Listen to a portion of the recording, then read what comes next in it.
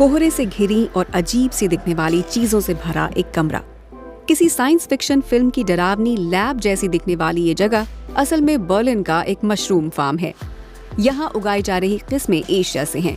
इनमें प्रसिद्ध shiitake mushroom से लेकर किंग ऑयस्टर और कम मशहूर यामाबू शिताके या लायंस मेन मशरूम शामिल हैं। हम कोशिश करते हैं कि फसल उगाने और कटाई की जगह से लेकर ग्राहक तक की दूरी 20 किलोमीटर के अंदर रहे। बर्लिन के हमारे पायलट फार्म में हम हर महीने 3 टन से ज्यादा ताजे मशरूम का उत्पादन कर रहे हैं। हम उन्हें रेस्तरां, थोक विक्रेताओं और कुछ बड़ी सुपरमार्केट चेन्स को बेच रहे हैं। बर्लिन शहर में डिलीवरी का समय 1 घंटे से कम है, जिसका मतलब है कि वहाँ के रेस्तरां में पहुँचने तक मशरूम एकदम ताज़ा रहते हैं।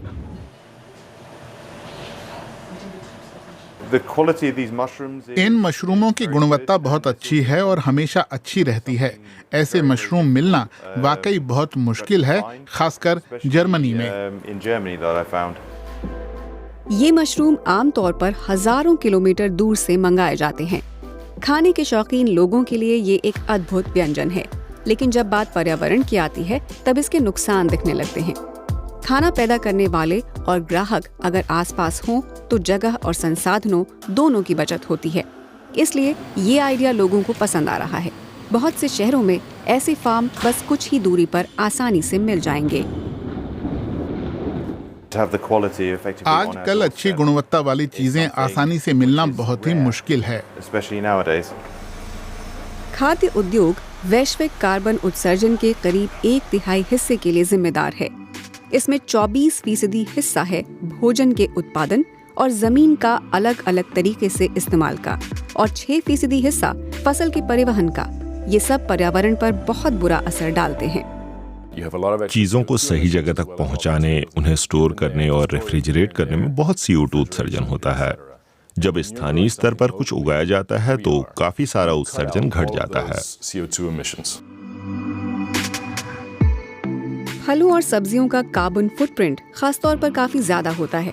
इसकी एक बड़ी वजह इनकी तरह तरह की किस्मों को लंबी दूरी तक पहुंचाना है, वो भी रेफ्रिजरेटेड ट्रकों में।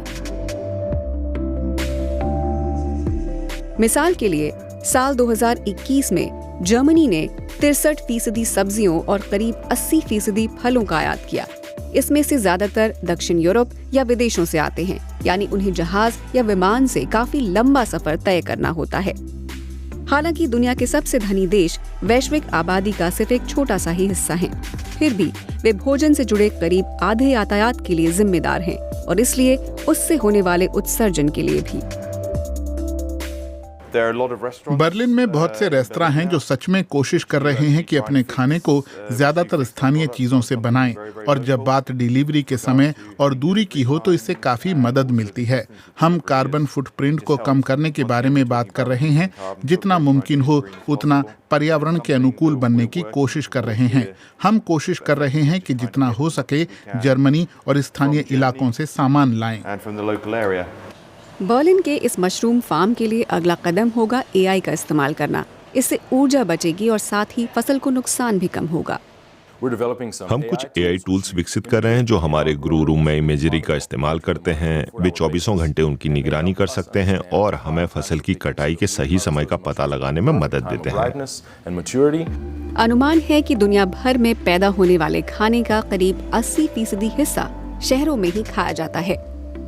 इसलिए शहरों में फसल उगाना समझदारी है। शहरी खेती दुनिया भर की सब्जियों की करीब 10% मांग को पूरा कर सकती है, लेकिन इसके लिए बहुत सारी जमीन चाहिए। जैसे कि पेरिस को आत्मनिर्भर बनाने के लिए अपने आकार से 1.5 गुना ज्यादा बड़े खेतों की जरूरत होगी।